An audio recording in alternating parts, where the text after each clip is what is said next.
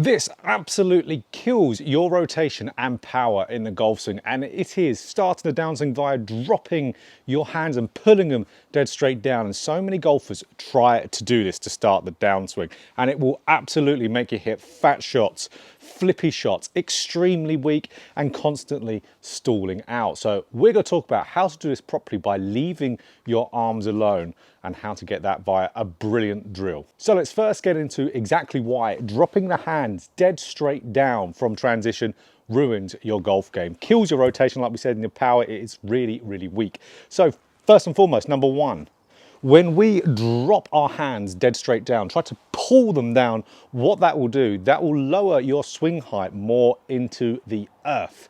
So what that means is if I drop those hands aggressively down and I stay in my posture and turn from there, I do that, I chunk it. So that's because that swing height has got so low, it has moved, like we said, into the earth. So the only way I could possibly get the club out of the ground again from there is to physically do it via moving my body up. Early extension, that is the only way I can get that club coming back out the ground, to move it out the earth. So, as we could see there, I pulled the arms down, I had to stand back up again. So it's a real big area of the golf swing that will affect such an important area in strike, which is your swing height. So if we pull those hands down, it's going to plummet your swing into the ground. So number two, it reverses the ideal sequencing in the downswing.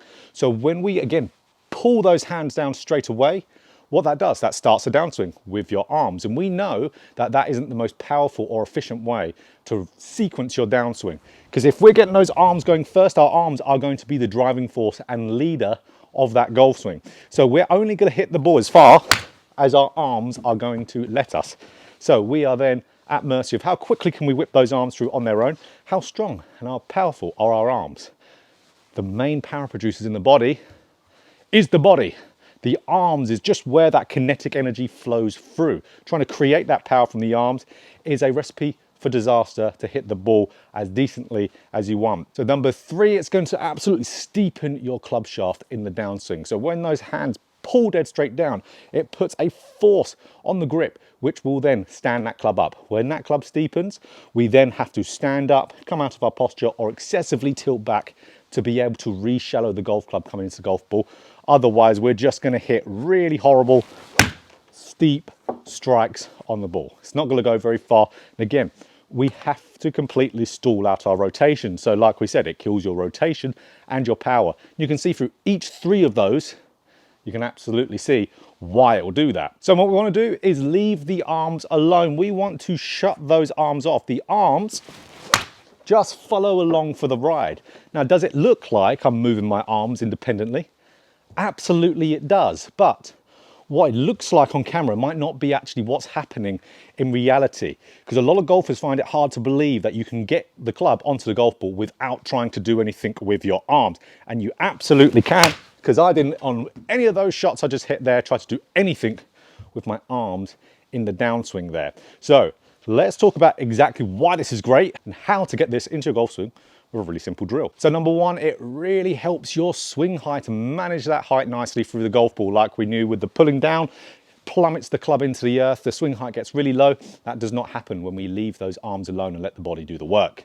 So when we leave those arms alone, shut them off, ragdoll these arms, as we start turning, we can then freely use that rotation, use our shifting nicely, and then that swing height is not going to plummet down. We have our swing arc and height that we move on. We don't want to do anything that either moves it down or more up. So we're going to get far more consistent ball striking via, in essence, doing less. Number two, sequencing in the downswing. So this really helps you have the ideal sequencing. So the ideal sequencing is having the lower body and mid-torso turn first, leaving the arms and chest follow afterwards. So we ideally want lower body, then mid-torso, then chest, then arms. And then of course, what comes after that golf club. So the only way for a lot of players that they can actually manage to do this is by feeling absolutely nothing in those arms. And again, we're going to talk about exactly how to train that with a great drill. So it helps you have that sequencing, that uncoiling happen, which helps you for nice, smooth, efficient rotation, but also generating a lot of power. You don't need to do it to a tour player level to be able to really see the benefit of it. If your body can only do it a little bit, that will be far better, far more powerful and consistent than doing it just with your arms. And number 3, it helps with shallowing the golf club. If I leave my arms up, ragdoll them whilst the rest of my body uncoils, gravity is going to hit the center of mass of the golf club and it's going to pitch behind there. With me exaggerating this here, I've got no pressure in those arms at all, nothing, zero tension. Look at the golf club. See how it's just responding and how it's pitching down. So incredibly important. Shallowing, the only reason we really want to shallow the golf club in the downswing is to be able to rotate. So that's where when we shallow the golf club and we turn, the golf club will fall on that ball with ideal conditions. So important there. Shallowing, you can be out to in and shallow it, the center of mass pitching behind from where it was. You can be into out and shallow it. Shallowing doesn't just mean swing it on the inside, because you can be whatever path while shallowing the club. It helps you to rotate. So again, it does so much with really trying to do less, just leaving those arms and not pulling them down.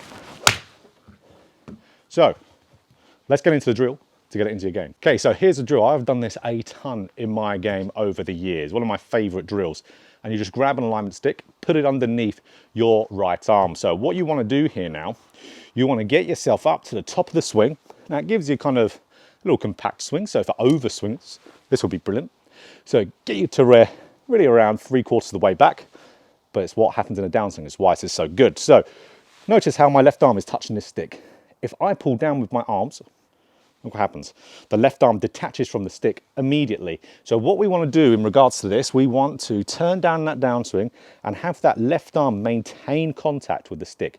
If we've done that, we know that we're not pulling the arms down. So if we can do that with a real light and loose tension feel, so like your arms really aren't doing much at all, that is the key, because that's really going to help us for those 3 key points. So really make sure you're feeling that left arm. For me, right-handed golfer, is staying on that stick. It will detach from the stick as you get through the golf ball, as right side bend starts to happen. That will bring the left arm away, but we really want to feel for the vast majority of that downswing, we are keeping that left arm touching the stick. And there we go. And for golfers who really struggle with even trail arm movement in the downswing, elbow going behind, this will drop as soon as you do it. So connection between that right arm and body is also worked on via this drill. So let me hit another one. And then it is ultimately doing enough of this to where it gives you a feel, and because drills create the feels, that's how you're going to get that into your game. Boom. There we go. Now, if this flies away after impact, which can happen, doesn't matter too much. You just want to make sure that you are getting that feel in that early downswing. And once again, like we said, you've done enough of that. Take the stick away, replicate that same feeling. I love the exaggeration swings that players have where they're really keeping those arms really light and loose and then just turning lower body, mid torso, letting that club go. That teaches that to happen. It will stop you pulling the club down, because it will kill your rotation and your power. So then replicate the best you can. And that's how you're going to get into your golf game. So if you want to rotate, if you want to have a powerful golf swing, do not try to pull down those arms in transition. I know it's tempting. Not a lot of you are trying to do it, but it is not one that is going to help you. You have to be so good with your timing, which you can do, but it will take so much practice. Why do something that's going to take more effort to get you in the same place that another technique will be able to get you in without having to spend an incredible amount of time doing? So if you enjoyed the video, absolutely click that like button if you want more golf instruction just like this. Hit the subscribe button, hit the bell button too to be notified every time I put out a video.